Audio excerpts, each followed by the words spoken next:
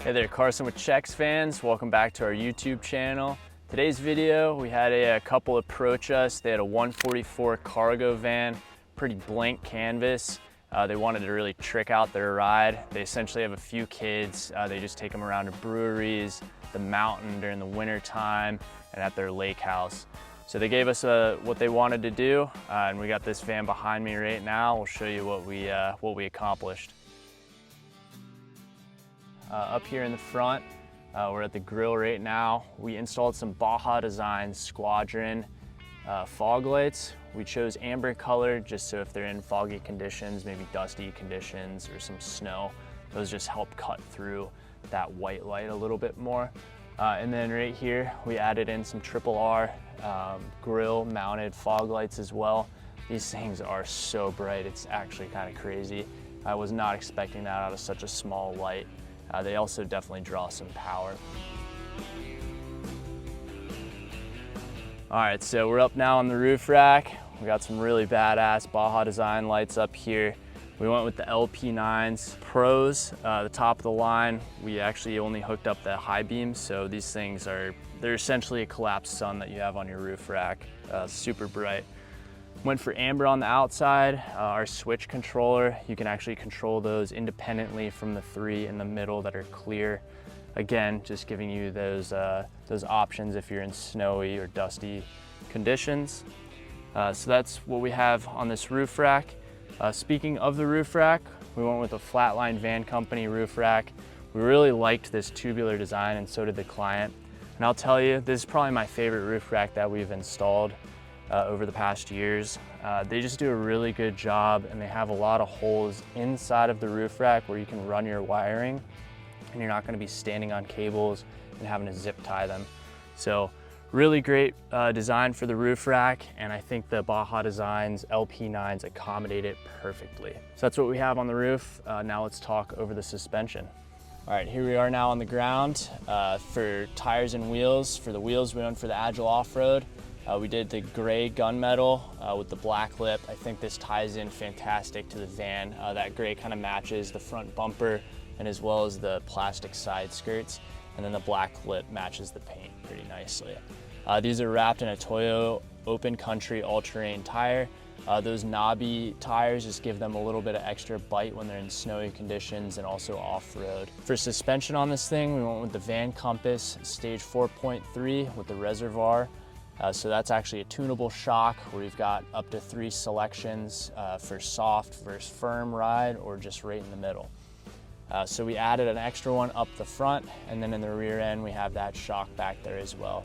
We didn't opt for a mini pack in this van. Again, it's a passenger van, so they're not really having too much extra weight in here, and we didn't want to, firm up that rear end too much. All right, so right behind our front wheel here, you'll see our side step. Probably personally my favorite we've installed on a van, for a fixed side step that is. Nice and large. It's made by Flatline Van Company. You'll notice you have some attachment points here where you could strap something down, and then up here where the driver's door is, these dimple die cuts, they give you some traction, and the footbed on these is super wide. So it really accommodates different types of people, different shoe sizes. So highly recommend these side steps if you're thinking about installing them on your van. All right, so right behind that driver's door, we opted for an Alvan side ladder, just giving you access up to that roof rack. They came to us, this is a passenger van, they might have some luggage, so these ladders are very nice. They have a nice grippy little pad here. Also, not a lot of people notice this, but they do have mounting points on them, so you can actually mount some gear on there. So really like these ladders, and on the side of the van, personally probably my favorite. Kind of ties in nicely with those side steps. So we'll move on to the back and show you what we have back there. All right, here we are now on the back end of the vehicle. Up top you'll see we have 2 Baja Designs S2 pod lights, essentially just giving you some extra brightness when you're reversing this thing. Right here, and this is something not a lot of people think about, so I want to talk about this for a second.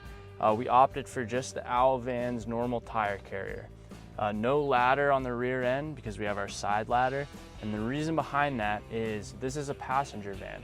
They want to be able to see out of their rear windows full time, and they don't want a ladder blocking that. So So just something to keep in mind, and you can curate your build to your needs.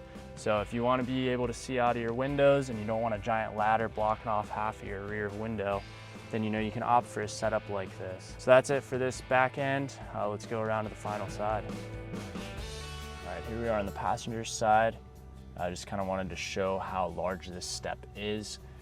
So again, lots of space for your feet on this step, sticks out really far. And then when you go to open up the door,